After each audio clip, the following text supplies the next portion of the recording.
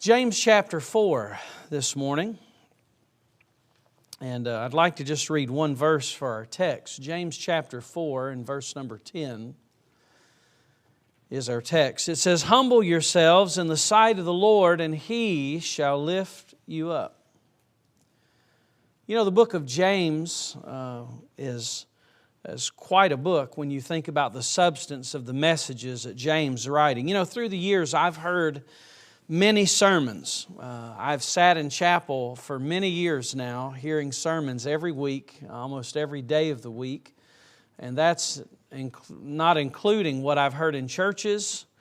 And as I've been out and about, what I've listened for my own personal use, I've heard a lot of preaching. And we live in a day and time where, sadly enough, even churches are de-emphasizing the importance of preaching. And one of the ways in which they're doing that is they're reducing the amount of preaching in their congregations. I never thought the day would come when I would speak with independent Baptists that were in favor of having fewer services and even scaling back so much so that some men only preach once or twice a week. I never thought that would be the case. I've talked with some and they're like, well, you know, nowhere in the Bible does it say 11 a.m. Sunday morning and 6 p.m. Sunday night and 7 p.m. Wednesday nights. You'll not find that in the Scriptures. And I say, you're exactly right. But the thing that I do find in the Scriptures ought to trouble all of us because the early church met every day of the week. And I really believe the answer is not less, but more. We live in a day and time where meetings have been shortened. Now you have one-day revivals. And I'm just going to tell you, every church has to do what's in their best interest. But I will say, I just don't believe the answer is less preaching.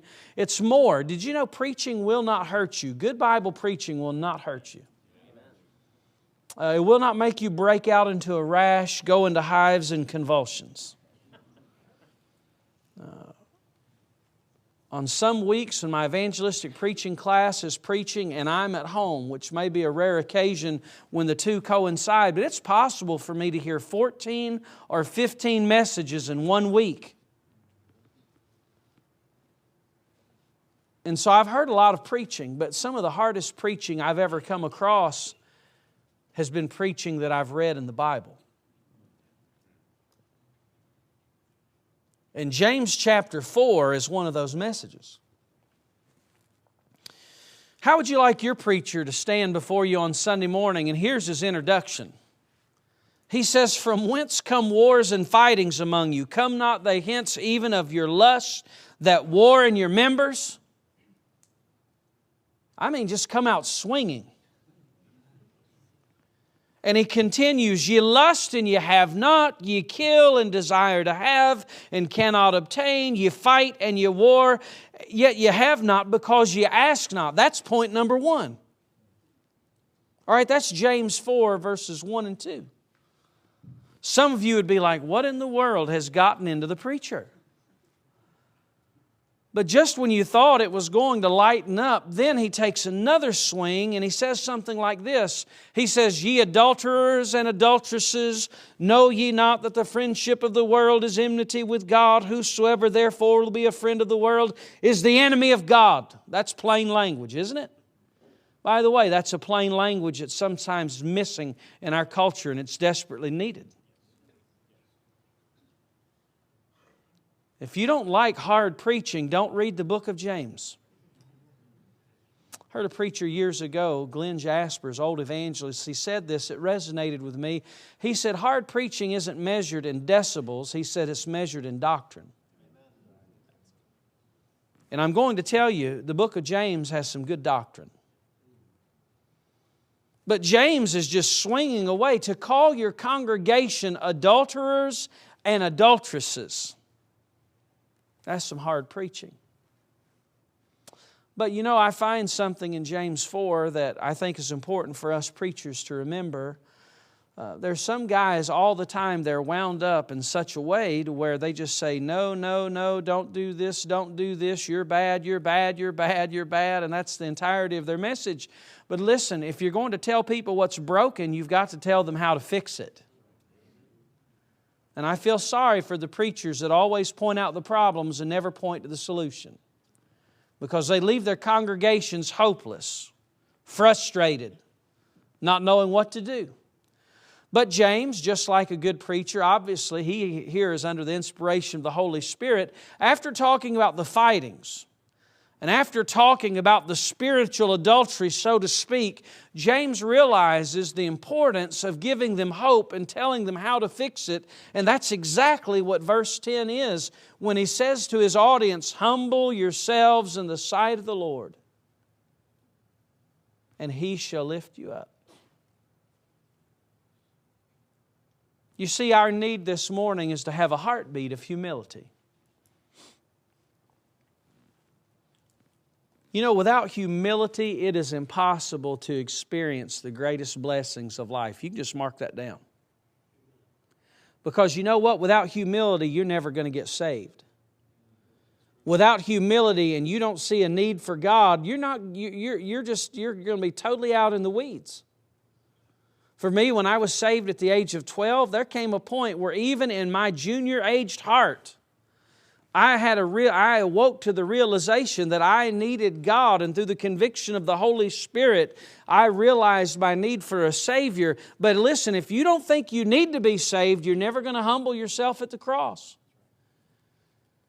And regretfully, I'm sure that there have been Christian college students through the years that walked in pride, never humbled themselves at the cross, and are either headed to hell or they're on their way right now.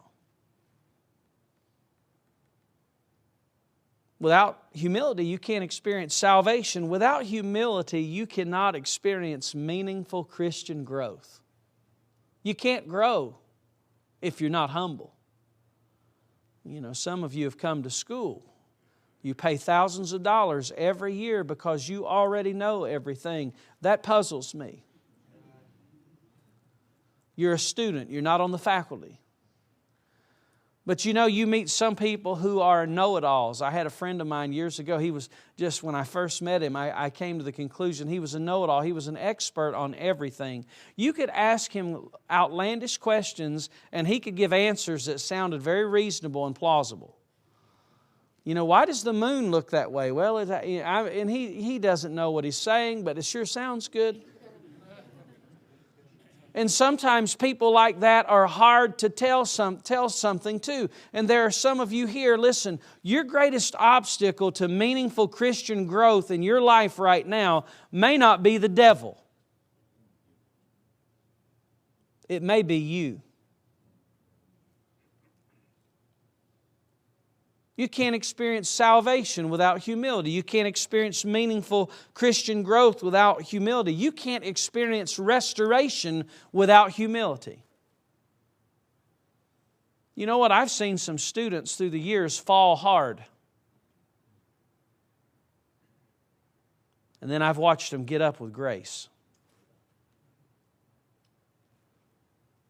You know, some of the most beautiful stories of the people that have come through this campus, it's not the guy who was 4.0 and he was multi-talented and had everything handed to him. Some of the most beautiful stories were people who fell thundering to the ground because of their own stubbornness and rebellion, and they humbled their hearts, and today they're knocking it out of the park.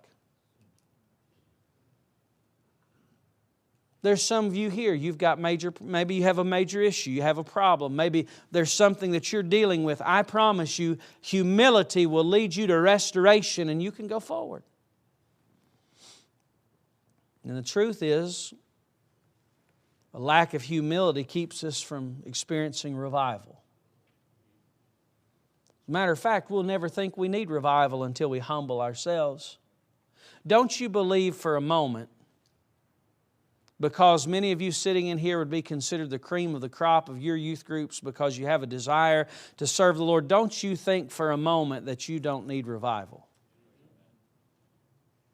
Just because I'm an evangelist, I'm a faculty member, I'm a staff member, I do a little bit of everything. Listen, just because I may function in those capacities, when I think my position in and of itself doesn't make me a candidate for revival, it excludes me from revival, I'm in desperate need of revival, I need humility. And it may be that the greatest works to take place this week are being hindered not directly by the devil himself, but the pride of our hearts. You know, some people are very proud in the sense that they're proud to be rebels, but I found some people, they're quote-unquote proud to be spiritual. You see, pride wears many masks. Some forms of pride have no standards. Some forms of pride have them all the way to the hilt. Listen to me, wherever you're at, hear James' admonition, humble yourselves in the sight of the Lord and He shall lift you up. Do you have a heartbeat of humility? To help you understand James this morning, I want you to see first of all his plea for humility. The very first word is humble, out of verse 10. Humble yourselves in the sight of the Lord. What does it mean to humble yourself? Years ago, I was talking with a friend of mine in college, and I hope that you'll have conversations like this right now while you're in school. I had conversations with friends in school, and we talk about the Bible. Now, sometimes we talk about sports. I don't want to fool you into thinking we just talk about the Bible 24/7. There were a lot of other things that we talked about, but I'll tell you the conversations that I had with my classmates about the Bible, some of them lodged with me, and I was talking to a friend of mine, and I said, or he asked me, he said, Alton, he says, what do you think it means to humble yourself? You know, we're really good at throwing out these phrases. Humble yourself, humble yourself, humble yourself. All it takes somebody in the congregation to say, well, how do you do that? Oh. And he asked me that question, and it provoked me to thought. And I looked at him, and I said, well, I guess at the time, the best to know how to answer it is you just need to be really honest about where you're at. I don't know if that's the most theological definition. I don't know that it's the most substantive definition, but I think that's a key part of it. When you be honest about who you are and you're humble. This morning I wanted to preach from Matthew 15 about the woman, the Syrophoenician woman who came to Jesus. She was such a humble person. She came to Jesus in desperation and perseverance, but the part about her that really resonated is the reason she was there because she humbled herself. She realized that she was a Gentile, that she was an outcast to many, and Jesus even uses the term dog, and He says, we don't throw the children's bread to dogs. And this woman, instead of getting offended and balling up her fist and say, oh, you called me a dog, she looked at Jesus and said, you're right, Lord, that's true, but she said, even the dogs eat of the crumbs of the table. This woman, she didn't have an ounce of pride. She was filled with humility. And as a result, her daughter was healed. God's plea to us this morning is to humble yourselves. Listen to me, that plea, first of all, it has to be a purposeful humility. How do you humble yourself? Well, you don't do it by accident. A lot of times when we think about humility, we think about embarrassment, if I could use that term. We think about accidents. Every year I preach in scores of churches, and you know, every church has a different platform. Different shapes, different sizes. Some have long runways, others you can plunge to your death, like this one. One wrong step and you're gone. And let's say during the course of the service, I walked down the steps and I fell to the ground. Now what would happen, you would look at me with that fake look of concern for about 10 seconds, and when you see I'm okay, then it's okay, we can all laugh about it. If you saw me after the service as you were heading over to the classroom building, you'd say, Brother Beal, I felt sorry for you, and I might look at you and say, I just want you to know that was a really humbling experience. That humbled me. Some of you ladies, you get a dress and maybe it's just a little bit long and you've not had time to get the proper hem, and as you're walking out in the parking lot, your heel gets caught in the hem of the dress. And you fall gracefully to the ground. Now guys just thud to the ground, but women somehow make it look stylish. And so what do you do when you fall? You get up and you look both ways to see who saw you. And then you scurry to the car and you sit down. Your friend gets in the driver's seat and she sees your red face and she's like, what's wrong with you? And you say, oh, that was so humbling. Oh, that was humiliating. Oh, I'm so humbled by that. You know, those things are just accidents. When James says humble yourselves, he's not talking about an accident. He's talking about a conscious realization on your part that you have great needs and that you cannot fulfill them and that God is the only one who can help you. You know, there's no greater example of purposeful humility than Jesus Himself. In Philippians 2, verses 6 through 8, who being in the form of God, thought it not robbery to be equal with God, but made Himself of no reputation. I want to stop there for just a moment. You think about this, so many things today, not just in society, but even in church circles, it's about reputation. There's a difference now between reputation and testimony. I want to say it's important to have an exemplary testimony, but if you're here and it's about your reputation, you're not bringing glory to God. He made Himself of no reputation and took upon Him the form of a servant and was made in the likeness of men, being found in fashion as a man. Here it is. He humbled Himself and became obedient unto death, even the death of the cross. You know, Jesus just wasn't leaning over the banister of heaven one day and leaned too far and fell on the earth and said, oh, well, I guess while I'm here, I'm going to die for mankind. No, Jesus, as He's on the right hand of the Father, as Jesus is in the presence of His Father, He looks down and He purposefully is going to come to this sinful earth to seek and to save that which was lost. He humbled Himself purposefully. Now, when I'm talking about humbling Himself, it wasn't humbling Himself from sin, but He was humbling Himself and being made in the likeness of sinful flesh, yet without sin. He's going to die for you. He's going to die for me. That was on purpose. I want to ask you a question. When's the last time you've purposefully humbled yourself? How does that happen? Sometimes it happens by uttering these two words, I'm sorry. Not if I offended you.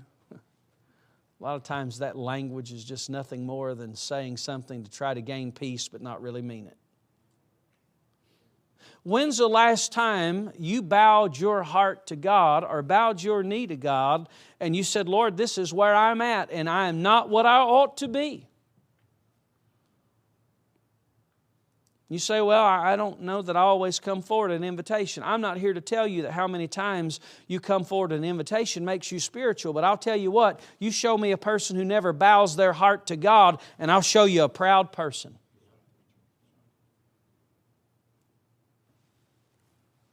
But this plea for humility, it's not just purposeful, but I want you to see it's personal. Humble yourselves. Now, do you think that was James telling his audience, hey, I want you to go after each other? I mean, after all, it's fun to humble other people, isn't it? Some of you are looking at me like, I don't know what you... Yes, you know what I'm talking about. Have you ever wanted to humble somebody else? I have. I remember I was playing in a baseball game when it was one of the last games that I ever played. And it was a game where we were getting thrashed by my cousin's team. And that was bad enough. And the coach pulled me out of the outfield. He said, listen, can you just get on the mound and get us out of this inning? He said, this is horrible. He said, just get us out. I said, all right. And so I go to the mound and I start warming up. I'd played baseball with these guys all of my life, so I knew them well. And I watched the next kid who was getting up to bat. He had batted right-handed all of his life. And I watched him, and he's warming up left-handed. The boy had never swung a bat left-handed in a game that I had ever seen. And I thought, you know, these guys have gotten cocky. And sure enough, they said, we're beating them so badly, we're going to just bat the rest of this inning on our weak sides like we've never batted this way before, but we're going to try it. That burned me up. I'm not saying the way I felt was spiritual, but I will tell you it was human. I said, you know what, we'll get out of this inning one way or the other. We'll either be strikeouts or the hospital. But I pitched high and inside the first pitch and backed him off the plate and sent a message to everybody else, you better not do that. Boy, there's a part of me, I really love humbling other people, but I'm going to tell you, all of us have this disease. We don't like humbling ourselves.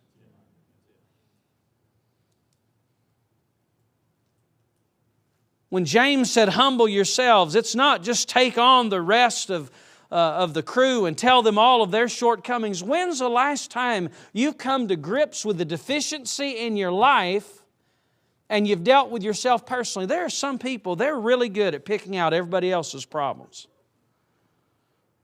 Beware of the people that you hang around and they always air everybody else's. Did you hear about this? They did this. Look at this. Look at this. Look at that. And they talk about everybody else's negativity because, mark it down, when you're not in their presence, they'll talk about yours.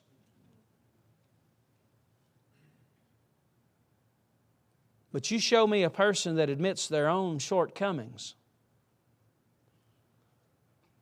and he's more interested in humbling himself than humbling other people, that's the person that God uses. When's the last time you've humbled yourself? I think one of the greatest examples in the Old Testament of humbling someone is when God humbled Nebuchadnezzar. Nebuchadnezzar was the leader of the known world. He had the world by the tail, so to speak. And at one touch of God's hand, God brought him to his knees where he had no sense, and he grew long hair. He dribbled all over himself and lost his senses. Why? It was just a stroke of God's hand, and God humbled that king. And if God can humble Nebuchadnezzar, He can humble any one of us in this room. You know, I'm very careful about using illustrations from the Dean of Students' office because everybody feels like they're going to be a sermon illustration. But you know what? On occasion, people do make mistakes and they come back and they say, listen, if you ever have the opportunity to tell my story, please tell it because I don't want anybody else to repeat it. And that's what I'm about to share with you.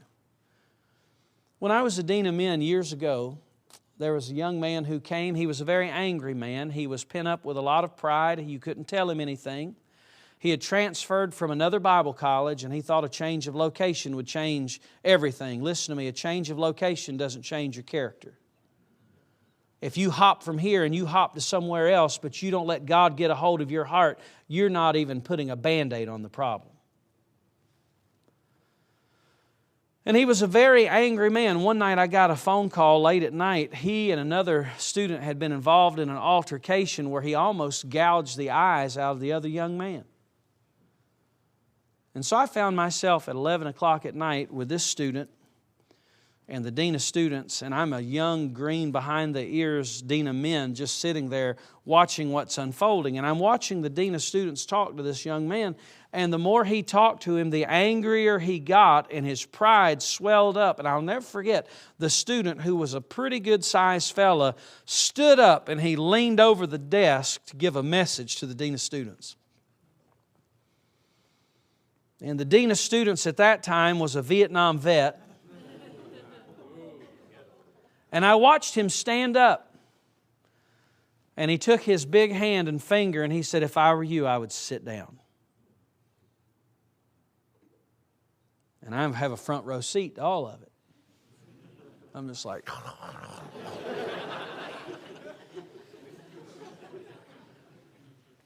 You know, that's one of the last memories I have of that young man as a student because he left that December and never returned, went to another Bible college. Fast forward many years later. I'm now the president of the school, and as I'm standing out in the office area, I look and I see this man now. He's not just right out of high school. And I see this guy and his wife, and they're walking in the auditorium, or they're walking into the administration building, and I think to myself, oh boy. But that young man had something a little bit particular about him that day because he had a red and white cane that was about that long that guided his way as he found the door and he and his wife entered in. And when I saw him, immediately there was such a noticeable change. There was not a defiant, rebellious, hateful person, but you could tell something of substance had happened in the man's life. We walked into my office. He was telling me about the ministry that he was in, and I said, "What happened?" He said, "Well, you remember how I left Ambassador? Just full of myself." He said, "So I went to another Bible college," and he said it was near a large city, and he said, "One night while I was out and about, I got into a gang of fellas, and my mouth got me in trouble." And he said, "They beat me and left me for dead." And he said, "When I woke up, I couldn't see." He said, "I've lost my sight."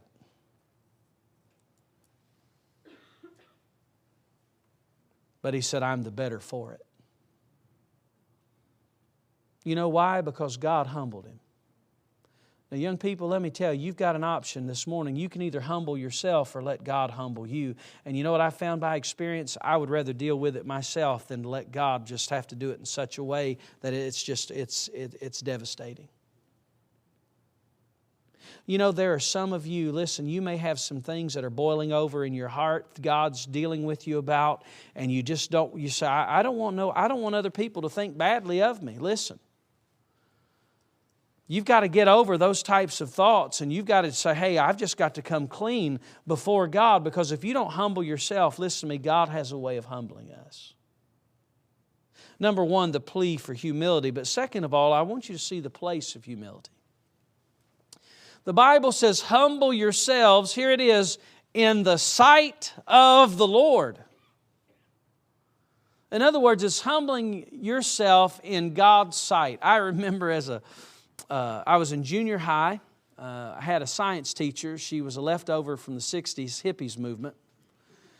And even in the 80s, she dressed that way, talked that way. She was flighty. And I remember one day she was leaving the class. She said, "Now, folks, I'm going to go to the principal's office. I'll be back in just a few moments." Well, no sooner than she shut that door and her heels started clicking, I'm going to tell you what, the classroom went berserk.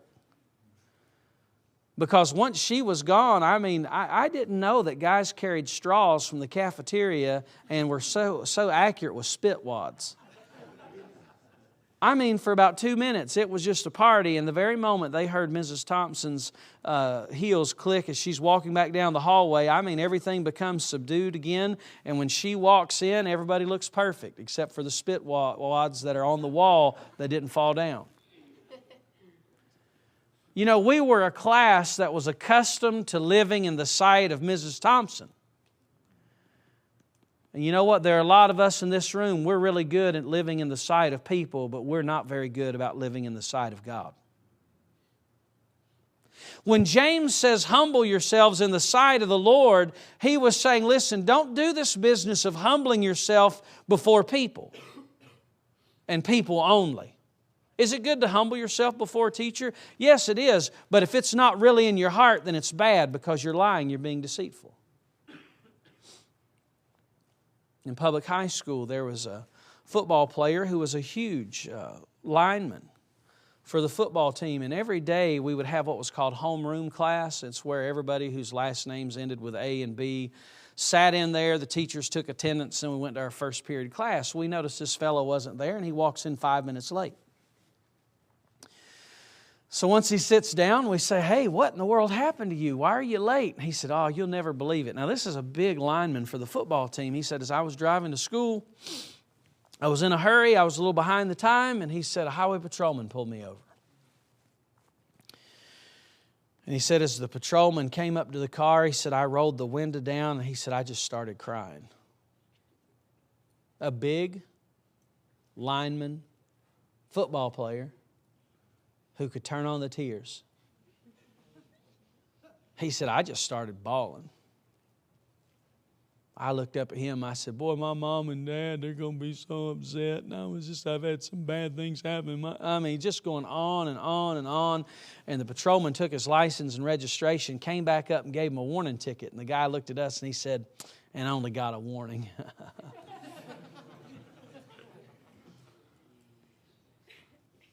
You know, that guy was really good at humbling himself in the eyes of a state trooper, but he didn't humble himself in the eyes of God. And you know, we see through that. I can relate that story, and you're like, I can see through that. Can I tell you something? God sees right through us.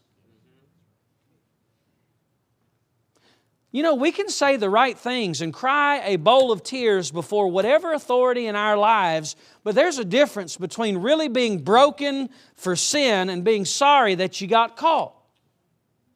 And sometimes our hearts have a great trouble in discerning, are we sincere, are we not? Listen, are you the kind of person you humble yourself before your parents because you know you're going to get disciplined, but your heart is chock full of rebellion? Then my message to you is this: humble yourselves in the sight of the Lord.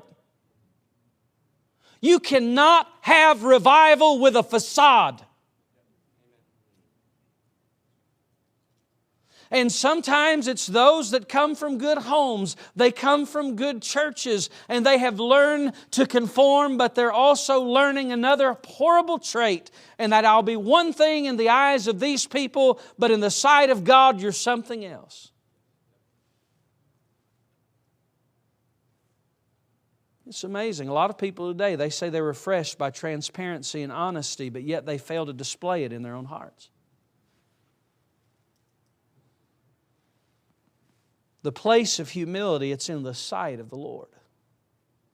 But the last thing that I want you to see is what I call the promise of humility.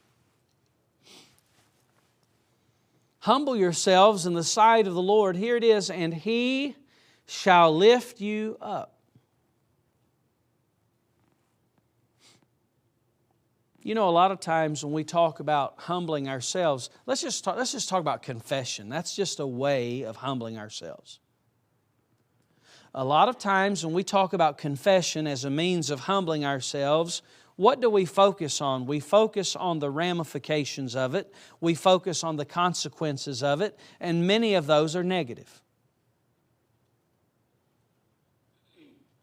Let's just say that you're living a lie and you come clean. You know you're going to break a heart. You know that somebody's going to lose trust in you. And sometimes because of those consequences, we say, well, I'm not saying a word. And we cover. Because all we can see are the negative consequences. What happens when you go to somebody that you love or somebody that you respect and you let them down? Does it hurt? Yes. Does it hurt a parent? When you talk to them and you say, you know, I know you laid this down and you told me not to do this, but I've been doing this secretly. Does that hurt a parent? It does. There's no doubt about it. Whenever maybe you're breaking rules and you find yourself in the Dean of Students' office, or maybe just in your household one day you find yourself having to confess something and you lose a person's trust, does it hurt? Does it cause negative consequences? The answer is yes. I can't erase that. But here's the mistake many people make. They only see the negative consequence, but they don't see the positive ones. You say, what did you mean? Here's the promise. God said if you'll humble yourself in the sight of the Lord, He said He would lift you up. You know what the devil makes you want to think?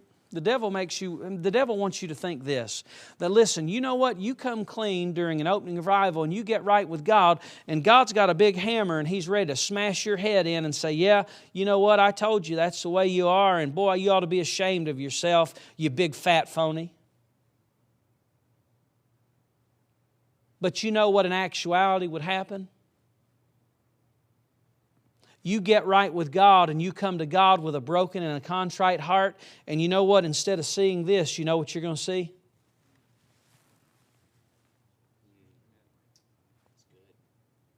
You understand that? And it may be that one of the hindrances to revival is that we are not willing to humble ourselves, and the whole time God says, here, if you'll humble yourself, I will lift you up. I will exalt you. I will help you. But we have to swallow our pride. Probably one of the most invasive sins that we have seen storm a younger generation, and the truth is, all generations, it seems like it's more and more prevalent, is the subject of pornography.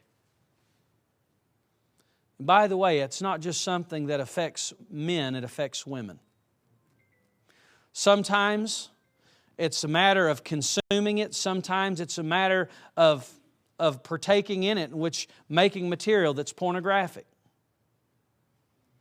But I'm going to tell you, that's something that has such a stronghold on people today in so many forms and fashions. I remember I was preaching at a Christian camp years ago, and during the invitation, a young man came to me and he said, Brother Beal, he said, I'd like to talk to you. And we went out and we went to the cafeteria of that camp. And he looked at me and he said, now, Brother Beal, he said, I'm going to tell you something, but you can't tell anybody else. Now, I'm going to give you guys a piece of advice. When somebody tells you that, never just without it, oh, okay, don't do that. And that's so often. I had that happen one time in the Dean of Students' office where and it came back to bite me royally. Parents ready to set my house on fire, and they had every reason to feel that way because I foolishly gave my word. He looked at me and he said, now I want to tell you something, but you can't tell anybody. And I looked at him, I said, listen, I know that probably what you're going to tell me is sensitive, but man, I don't know if you killed somebody or what. You know, I said, I promise you this. I said, I won't tell anybody who doesn't need to know. He sort of looked at me. He's like, all right, I think I get what you're saying. And then this young man proceeded to tell me about how he'd been battling consuming pornographic material and had broken his parents' hearts. And he said, you know, he said, tonight during the service, he said, I dealt with it. And he said, you know, I asked God to forgive me. And he said, but I don't want to talk to my parents about it. I said, why not? He said, well, you know, it was sort of private. And I said, well, let me ask you a question. Was it their computer you were using? Yeah. Was it in their house? He said, yeah. I said, well, don't you think you owe them a conversation? He said, I just don't know. And I said, listen, I'm glad that you're talking to the Lord about this, but you've sinned against your parents. I said, and he just, there for a while, he really wrestled. You could see it on his face, just like, and finally, you know what? He said, I think you're right. I'll never forget what I saw that evening. That young man took the phone. I had my cell phone. I dialed the number. I said, here. I said, you go and do your business. And I watched him from a distance. It was nighttime by now. He was standing under a street light. And I remember when he started, I watched him, and you could tell he was getting into the conversation. And by this time, he's like hunched over sick while he's walking. And every passing minute of that conversation, I saw him stand up a little more and a little more. And he came back to me and he handed me that phone with a smile on his face. And he said, you know what? I took care of it. And all is well. You know, he never would have reached that point had he not humbled himself. There's some of you, you're like, well, boy, I stand to lose a lot. I'll tell you what you'll lose. You cover your sin and you're going to lose a lot more than you ever could imagine. But you make a choice to come clean with God. Instead of being met with a fist, you'll be met with an outreached hand. And God said, I'll help you. But I can't force you to make that decision. I can't force you to humble yourself. It may be our greatest need this morning is just to have a heartbeat of humility. I know talking about immunizations right now and vaccines are really controversial, but when I was a kid, I had my shots. And if you didn't, that's fine. But I hated going to the doctor to get shots because every time he gave me a shot, I'd cry.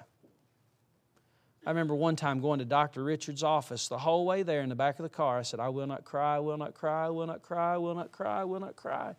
And he gave me the shot and I cried. But you know, there was one object that was in Dr. Richard's office that, man, I loved to toy with when he wasn't in there. It was the stethoscope. Like two rubber garden hoses hooked to a metal disc. This is the real thing. And I remember one time taking the stethoscope, putting it in my ears, and taking that big metal disc, and I made a bad mistake. I tapped on the end of it, and when I did, it just about blew my eardrums out. But you know, it was amazing to me. He could take that one instrument and he'd put that instrument on my chest. He could hear me breathe. He could hear my heart. He could tell details about me that nobody else could know. Why? Because of that human instrumentation. Young people, listen to me. Without any human instrumentation, today God knows every one of our heartbeats. He knows whether they're beating with pride or our hearts are beating with humility. And so as I close the message this morning, I just give you this plea one last time. Humble yourselves in the sight of the Lord, and He